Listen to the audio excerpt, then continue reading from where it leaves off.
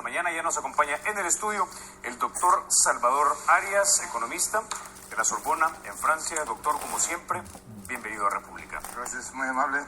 Te agradezco mucho la invitación en esta oportunidad de una situación tan difícil que vive el país, que vive la economía pública, pero que era totalmente predecible y que se ha estado anunciando.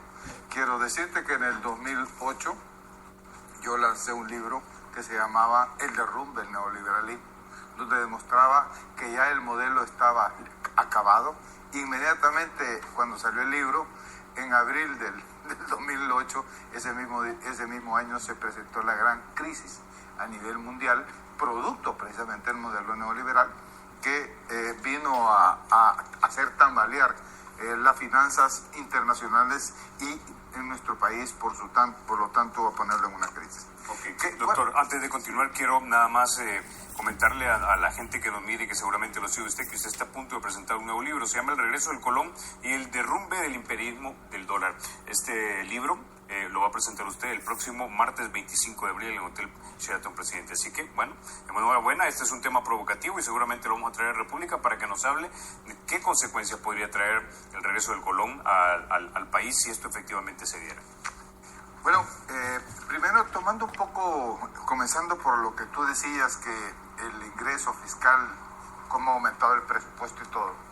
Creo que a la par nosotros podríamos analizar año por año. Tú hablaste del 2004, ¿verdad?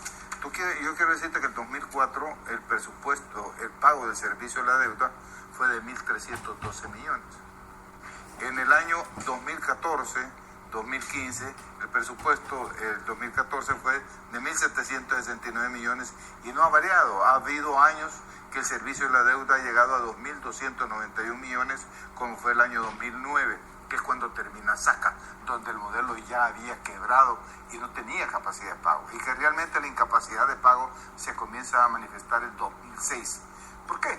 Porque el sistema de pensiones, las privatizaciones, la dolarización, la reducción de los aranceles, las privatizaciones, el quitarle el impuesto al patrimonio y una serie de privilegios, de ilusiones para el sector privado y trasladar toda la parte impositiva de la población, hizo que la economía entre en un problema de estancamiento y un problema, eso sí, a la par de enriquecimiento de muchos de grupos económicos importantes con este país que hicieron su gran negocio con la aplicación de la deuda.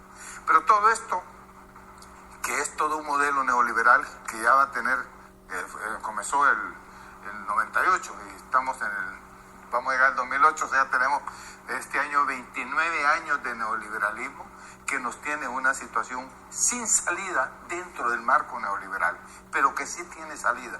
Y es un desacuerdo que tengo totalmente abierto con el ministro de Hacienda. Cuando dice, aquí no hay nada que hacer, lo único que nos queda es ver qué dice Arena. Yo creo que ese es el peor error de política fiscal, de visión política de un ministro de Hacienda que ha estado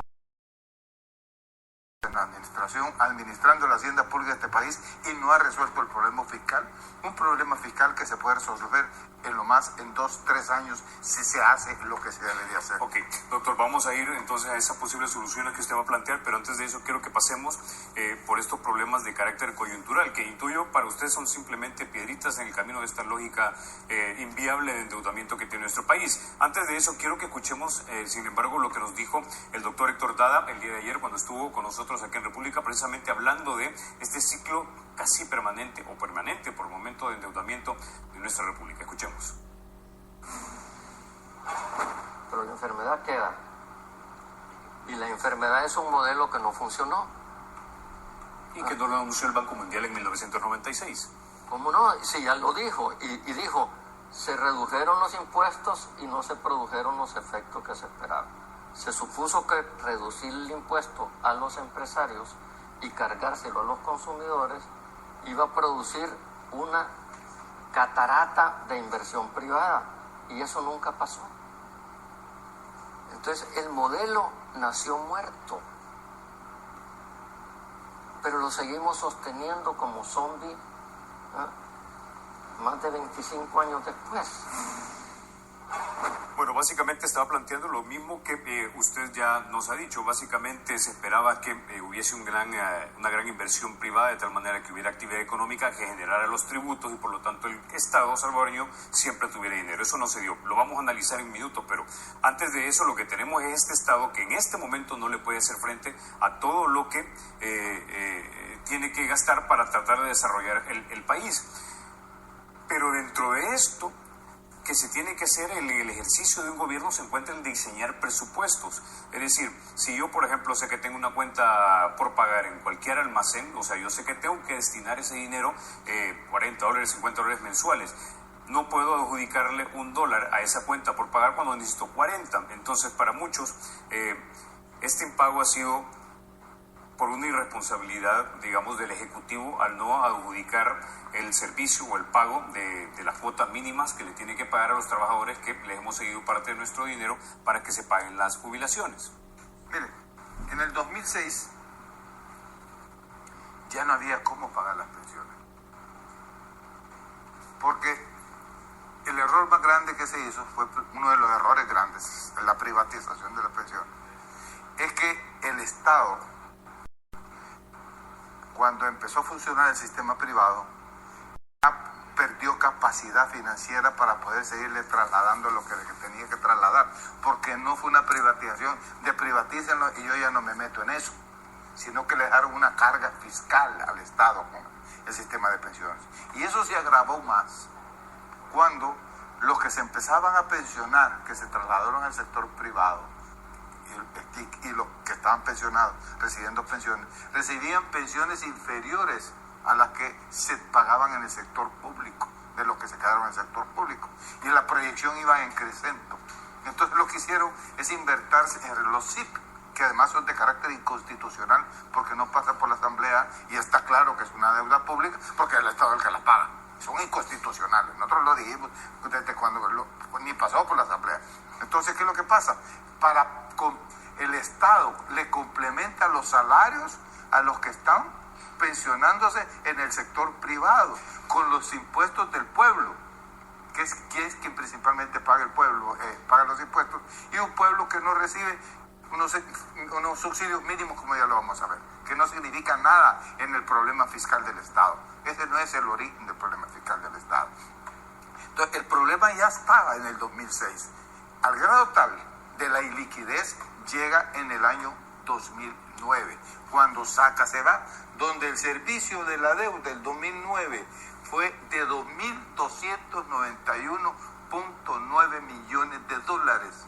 Y para que no quebrara el Estado en ese momento, y que ya estaba quebrado, que no tenía ni para la caja, vinieron en la Asamblea, yo era diputado, me opuse, lo discutí al interior del partido, pero en el partido al final hay una mayoría, una disciplina cuando se discute, se aprobó apoyar a Funes para que entrara Funes tranquilos, dijeron. Entonces se sacó a Saca sanamente, como que no quebró el Estado con Saca, y se hizo una movilización de $2.700 millones de préstamos nuevos y reasignación de préstamos para tapar un hoyo que ya no tenía salida, porque ese hoyo ya en diciembre otra vez estaba la caja del Estado virtualmente vacía. Y entonces el proceso del endeudamiento, como yo lo publiqué en el año de 2012, del libro que le llaman La trampa de la deuda, se corrompe porque empieza el país a perder capacidad de pagar deuda, no solo el principal, sino que los intereses, que es lo más grueso. De forma tal que el país empieza a capitalizar en deuda los intereses de la deuda, y la deuda se vuelve una trampa total, porque usted adquiere deuda, la usa, y es más, ya los años que pasan, el Estado ni la deuda que adquiere le alcanza para pagar los intereses, y el principal dedica toda la deuda y además tiene que sacar de los impuestos. Doctor, pero entonces, eso es algo que ya sabían los actuales funcionarios del Ejecutivo, pero no es un error de carácter, digamos, ejecutivo y de administración no haber adjudicado buena parte de los recursos que ya se sabe que se tienen que gastar en el pago mínimo al fondo de pensiones, que creo que anda por 280 millones este año en pagos cuatrimestrales, creo que es decir, ¿no tenía que haberse adjudicado eso? Es decir, ¿no es eso una falla administrativa, no haber puesto esa plata ahí? Es que no tenía previsión de recursos para poderlo poner. Y además el problema es que si lo ponían tenía que pasar el presupuesto a ser aprobado con 56 votos, porque Arena tenía que aprobar deuda. Y Arena está en una política de agudizar todo el fracaso de su modelo económico, todo el saqueo que hizo de esta economía, todo el absurdo económico de haber establecido una política fiscal desde que el año 2000 comienza a financiar gasto corriente con deuda a largo plazo hasta 30 años, que son absurdos de política fiscal. Entonces, ellos desarmaron la economía de este país, pero sí, quedemos claros, que a la par que desarman la economía de este país desde el punto de vista del Estado, que castigan a la industria salvadoreña, que castigan a la agricultura salvadoreña, a la par generan bloques económicos de los nuevos millonarios de estos países, ¿verdad?, que son los dueños de Arena, llámese los señor Cristiani, llámese los Regalados, llámese los Imán, llámese los Quiroz y llámese lo que les sigo llamando, ¿verdad? No son muchos, porque no son ni 14 familias que están bien organizadas, que además entran en un proceso de alianza con empresas transnacionales, las cuales cada una, estas empresas transnacionales de este país se llevan al año más de $1.000 millones y no pagan impuestos. Entonces, el país lo convirtieron en un país exportador de capitales, cuando el país lo que necesita es inversiones, como decía el doctor Dada. Dijeron que iban a venir los chorros de inversiones, pero no, lo que vino fue un chorro de salida de capitales hacia afuera del país. Y eso es lo que hace insoportable. Mire, la proyección del Fondo Monetario, de las necesidades de financiamiento del Estado para el año 2017, ¿verdad?, para el año 2017, el financiamiento que requiere el Estado para el año 2017 es de 2.412 millones, si no me equivoco, ese fue el 16, si el 17 es es de 2.102 millones. El 2018 va a ser 2.336 millones. El 2019, 3.360 millones, porque va a haber la necesidad de pagar unos eurobonos que hay que liquidar, que termine ese año. Después del otro año 2000, el último año que tiene la proyección del Fondo Monetario, el año 21, creo, si no me equivoco, vamos a necesitar otra vez 3.087 millones de dólares. El modelo es insostenible. Para que la gente lo tenga claro, ¿ese dinero sale del dinero ordinario del presupuesto general de la Nación? No, es un dinero que no alcanza el presupuesto de la Nación, que hay que endeudarse. Estos son las necesidades gruesas de financiamiento para que funcione la economía, donde está la deuda del Estado, el problema es la deuda privada, porque el país es una, la economía es una relación. Entonces, no tiene salida el país.